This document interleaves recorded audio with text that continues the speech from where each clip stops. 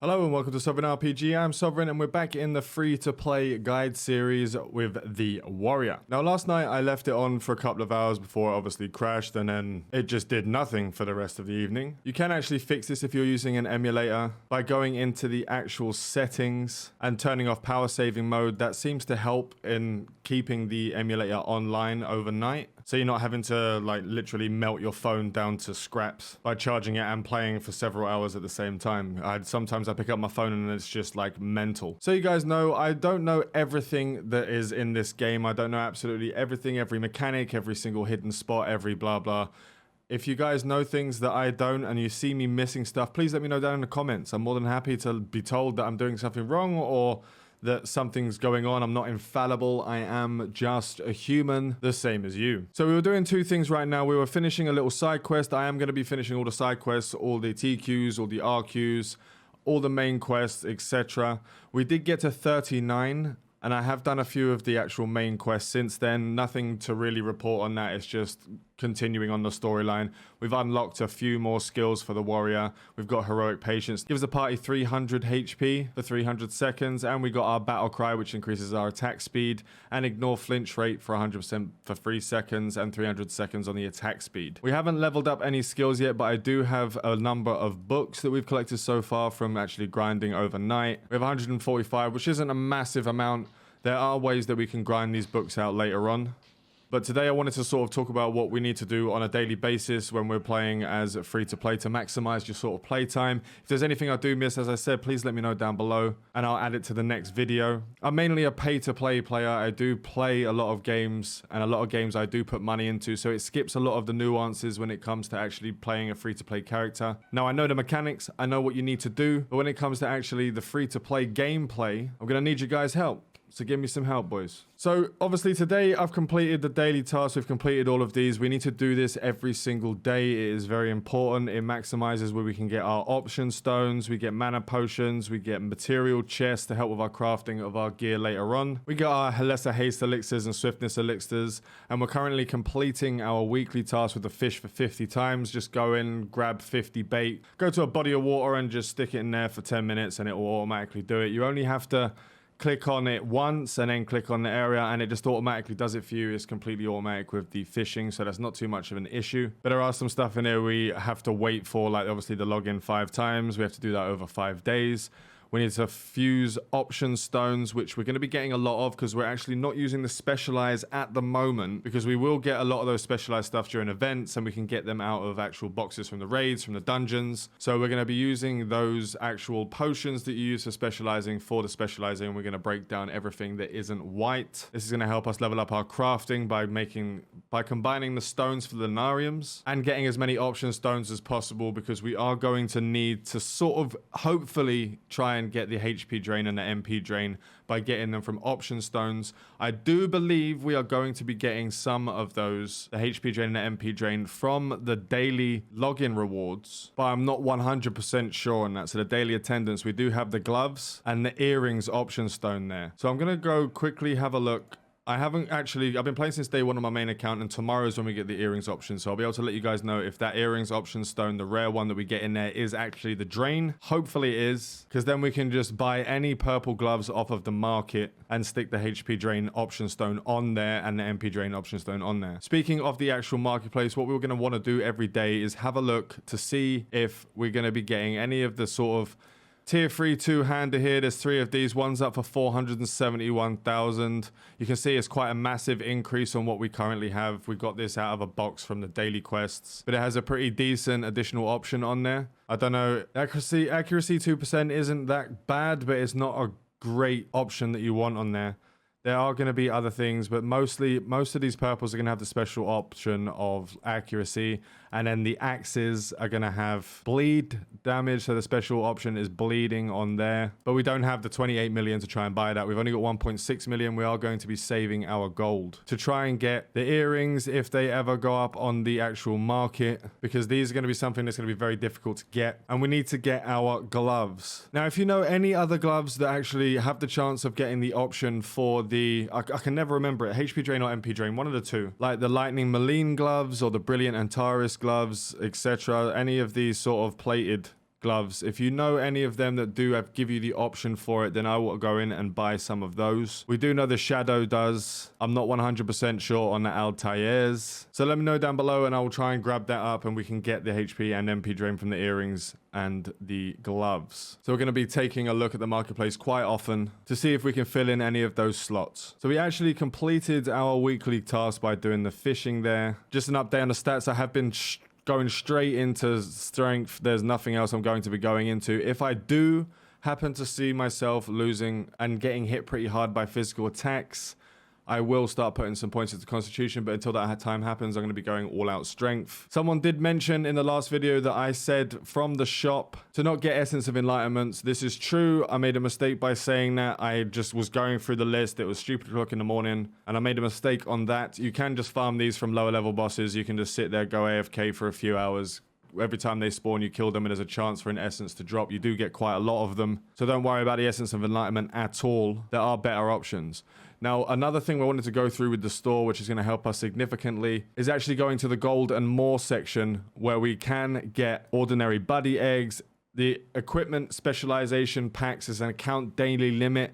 We're going to be buying these all the time so we can get our specialization up every day, so we don't have to waste time actually breaking down our equipment into the specialize. We're going to be using the modifier to dismantle the equipment because we are going to be going heavily into crafting during this playthrough. Now you can get an account daily limit of enchant protectors, but we probably won't be doing that until much later levels. We'll get our gear to the +7, which is pretty easy with using just the standard scrolls that we get. It's not too difficult. And then we'll start collecting the protectants. It's when we can make more money, so we need to be able to sort of make enough gold a day to be able to buy these gold items, which are quite important for our growth. Now, I don't see... You can get stuff like material chests and loot chests. Loot chests are quite good, especially if we're going to be doing the crafting, because you get the monster drops from there. You get like the wood, the whatever the hell it is called wood. And you get things like the basilisk eyes, and you get chances of all kinds of other stuff in the loot chest. So this will be another important one. Now, this will be 1,000,000 gold every week, which isn't that bad because we can start making that money once we get to a little bit higher levels. I mean, my sculptor right now can make upwards of 4 or 5 million a day, so it's not so bad doing it from there. Much later on, we will be buying the sort of lesser weight increases that you get from level 80 and level 120. You can get the immediate weights. There'll be something that we need to get later on because we don't have the ability to buy the packs, which give you weight bonuses, etc. So this is going to be important for us later on in the gold and more section. Consumables, I'm not going to be too worried about because we are working towards the HP drain and MP drain. And a lot of the other stuff we have to wait until we are much higher level to grab those. Now, another quick thing I wanted to talk about when we are actually waking up in the morning and we're going to go on and see what we got from our overnight actual grind that we're going to be doing. We do get these meat bags. Now, these meat bags actually give you quite a decent amount of meat. And what I personally do with these, other people might do something different. They might make something different to make better meats and foods and stuff, but I don't have much time a lot of the time to be able to go in and do a lot of the cooking crafting. And eventually there'll be a load of people that are actually doing the cooking and they'll be selling them on the market, so it's not going to be so bad for us when we're actually leveling later on. I'm hoping that some people will actually jump straight on it. But you open those meat bags and then you basically just go to... No, we did have a little crash there, which is amazing. Love it. Gotta love when that happens. It generally seems to happen when we're actually trying to teleport somewhere. So we're going to try that again because we're going to go cook up that meat. And that meat we're going to be using for our full buff. I haven't gone too much into the cooking myself, so please, again, let me know down below if there's a better option. But we're just going to be cooking up all the meat that we have in here. Craft up 35 meats on top of our 38. This lasts us for quite a significant amount of time. The meat actually does give us 30 satiety. I can't even say that properly. I've never been able to say that properly.